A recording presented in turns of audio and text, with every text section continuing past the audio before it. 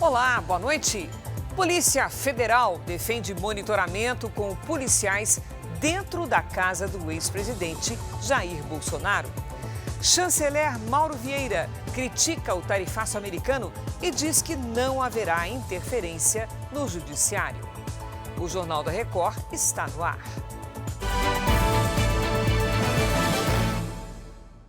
Oferecimento Bradesco Empresas e Negócios. Autoajude-se, abra sua conta PJ.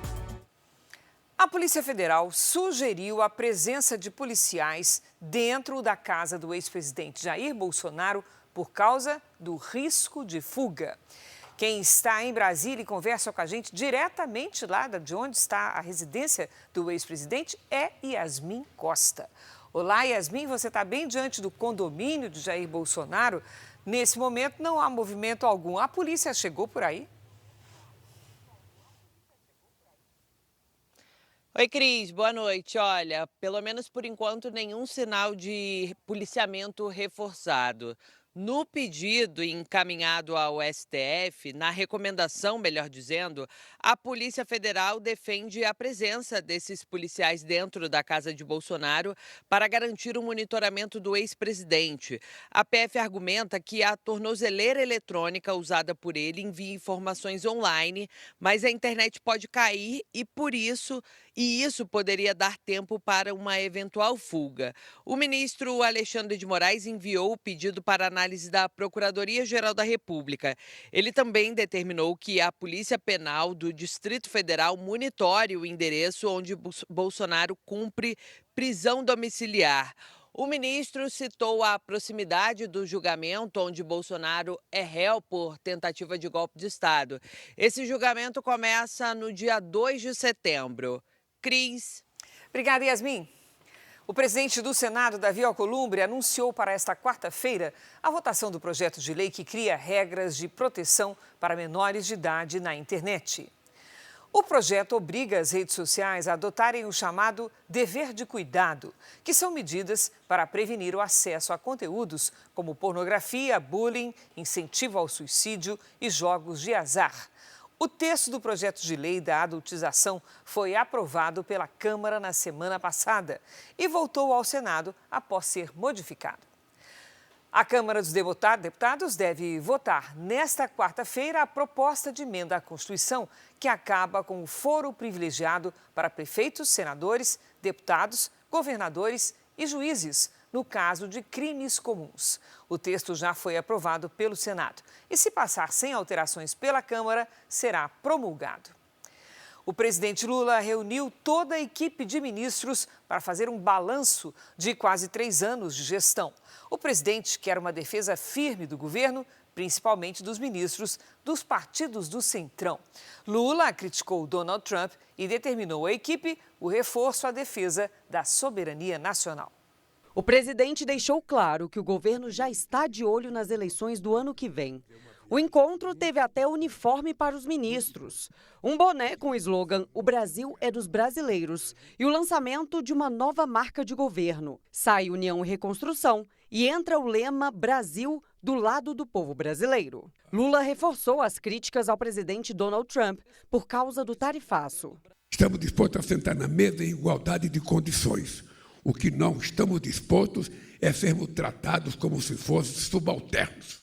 Se a gente gostasse de imperador, o Brasil ainda seria monarquia. O presidente afirmou que os ministros precisam defender a soberania do Brasil e que as empresas estrangeiras devem respeitar a legislação local. Nós somos um país soberano, nós temos uma Constituição, nós temos uma legislação e quem quiser entrar nesses 8,5 milhões de quilômetros quadrados, no nosso espaço aéreo, no nosso espaço marítimo, nas nossas florestas, tem que prestar contas à nossa Constituição. Lula também criticou a suspensão dos vistos americanos de ministros do STF e do ministro da Justiça e Segurança Pública, Ricardo Lewandowski, que ainda não era de conhecimento público. Eu queria dizer ao companheiro Lewandowski da minha solidariedade e da solidariedade do governo a você por conta do gesto irresponsável dos Estados Unidos de caçar o teu visto. Essas atitudes são inaceitáveis não só contra o Lewandowski, mas contra os ministros da Suprema Corte, contra qualquer personalidade brasileira. O presidente Lula cobrou fidelidade aos ministros do União e do PP, citando os recentes posicionamentos contrários ao governo por parte dos presidentes das siglas. Em reservado, ainda se queixou da derrota sofrida no Congresso na CPMI do INSS e afirmou que a culpa foi do próprio governo. Neste encontro, o presidente Lula deixou claro aos ministros dos partidos que compõem a aliança que, para permanecer no cargo, eles devem manter o compromisso de fazer a defesa do governo e que aqueles que não estiverem confortáveis na tarefa devem deixar os seus cargos. Eu apurei que o presidente ficou particularmente irritado com a participação de auxiliares em encontros partidários com governadores de oposição em Brasília, em que o governo e o próprio presidente foram duramente criticados, sem que integrantes da equipe que pertencem a esses partidos tenham saído em sua defesa. O ministro das Relações Exteriores, Mauro Vieira, falou sobre o tarifaço americano. Em evento em São Paulo, Vieira disse que não há espaço para interferência judicial. Não há possibilidade de qualquer negociação entre os dois países que envolva interferência em termos judiciais. Seguiremos resistindo a essas pressões, ao mesmo tempo em que insistiremos no respeito às nossas instituições e à nossa soberania, sem jamais abrir mão da disposição para o diálogo naquilo que não confrontar com nossa soberania, permaneceremos atuando em diversas frentes para fazer face à presente situação.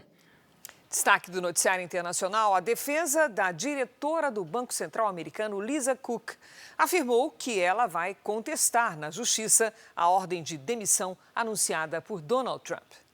O presidente dos Estados Unidos disse que já tem um substituto para o cargo. Trump acusa Lisa de fraudes em contratos imobiliários.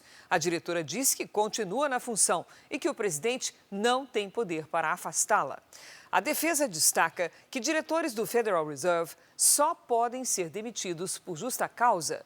Lisa Cook é a única mulher negra na diretoria do Fed e foi uma indicação do ex-presidente Joe Biden. A eventual saída da economista permitiria que Trump indicasse um substituto, passando a contar com 4 dos 7 integrantes na cúpula da instituição. Trump é duro crítico da política monetária aplicada por Jerome Powell, presidente do Federal Reserve, e insiste na necessidade da queda dos juros. As investidas de Trump contra Lisa Cook levantam rumores de possível interferência política na gestão do banco, que tem autonomia garantida por lei. Os Estados Unidos vão enviar um navio e um submarino ao Caribe para combater o tráfico de drogas. A Venezuela anunciou o patrulhamento da costa do país. O navio USS Lake Erie é capaz de lançar e interceptar mísseis. Já o USS Newport News é um submarino nuclear praticamente indetectável por radares. O governo americano declara que são operações de combate ao narcotráfico. Nesta semana, a Guarda Costeira apresentou, na Flórida, mais de 34 toneladas de drogas apreendidas no mar a caminho dos Estados Unidos. Hoje, a Argentina se juntou aos Estados Unidos, ao Paraguai e ao Equador e classificou o cartel Los Soles como uma organização terrorista. A Casa Branca diz que o grupo criminoso venezuelano é liderado por Nicolás Maduro, o que ele nega. Como resposta, Maduro disse que navios de guerra e drones vão patrulhar a costa do país. 15 mil homens também foram mobilizados na fronteira com a Colômbia. Aqui no Brasil, o governo de São Paulo anunciou a ampliação da tabela do SUS paulista para hospitais municipais. O anúncio foi feito pelo governador Tarcísio de Freitas. Com a medida, cerca de 100 hospitais em mais de 70 cidades serão incluídos e passam a receber valores até 5 vezes maiores que os previstos na tabela nacional do SUS.